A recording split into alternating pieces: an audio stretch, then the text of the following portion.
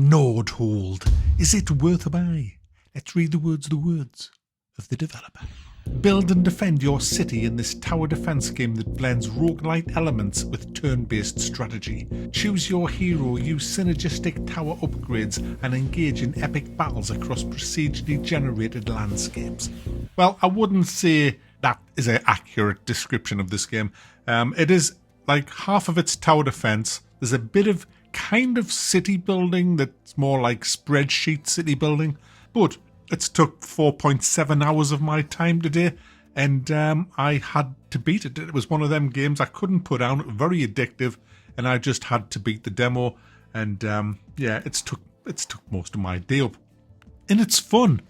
That's the thing, it's a fun game. I'm kind of a sucker for tower defense games. I know a lot of people aren't, but that's fine. I just happen to be, and this incorporates a bit more than your basic tower defense. So you have this city, and it's behind the walls of your castle. And protecting your castle is a gateway. And that gate is holding back the horde.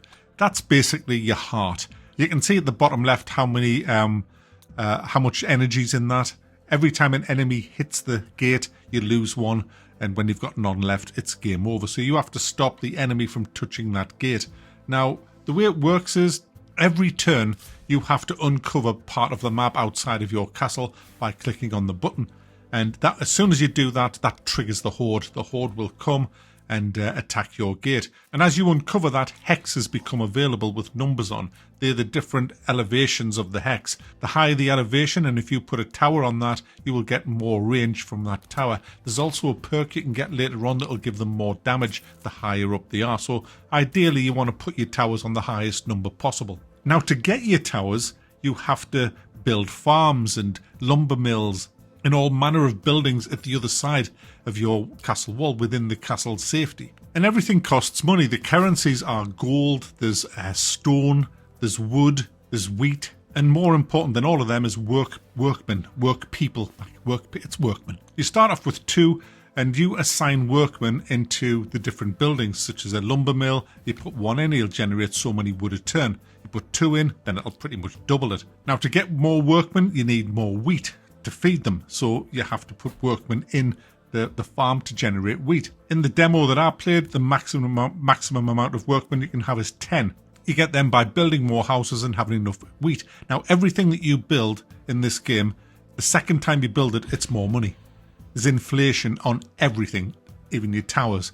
So you have to kind of plan ahead of what you're going to do, and that's where the strategy comes in. And that's the bit I really enjoyed about this game. You have to decide which way to go. Do you go heavy into stone, which will allow you to build more towers, or do you go for the economy, especially in the tavern, where you can increase by getting beer, which uses wheat, which is the same stuff that is needed as food. So you need a lot of wheat to get into the actual the pub, but that will increase massively the amount of resources you get per workman, because they're happy as Larry sitting in the pub getting pissed as a fart when they're not working, of course. So it's a case of balancing it out, working out what you're going to do. There's trading, there's all kinds of buildings that you can build to boost your economy. There's relics that you can get that'll last the entire run, that might give you huge benefits. There's treasure chests that certain elite enemies drop, which again give you huge buffs.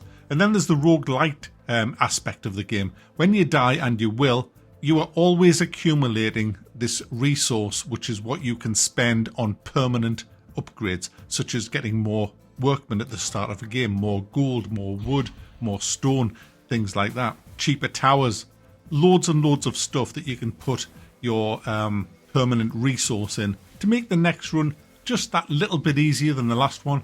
And so the grind begins. And as you unlock loads and loads of the map, you get hundreds of enemies charging in at your base, all kinds of things, bosses. You've got loads more towers that you'll be able to unlock as well. Lightning towers, tornado towers, mortars, archery towers, all kinds of stuff. So it's kind of like an ever-changing tower defense. It's really good fun to play. It's not out yet. I think it comes out next month, but there's a demo literally comes out today. I got early access to the demo, and it's really good. Like I said, it took 5 hours of my time up. When you get to level 20 and beat the boss, you get the option to quit or to go into endless mode. And it just says if you go into endless mode, you're going to get wrecked, because a lot of the things that you're going to need are in the final build. You're very limited to what you can get in the demo. And sure enough, I got wrecked on the first wave of endless mode with my current build. So there's a lot to do, a lot of fun in this. If you're into tower defense and you like a little bit of a change with the kind of city buildy aspect of the game, then click the link in the description. That'll take you to the demo. Have a download and see what you think.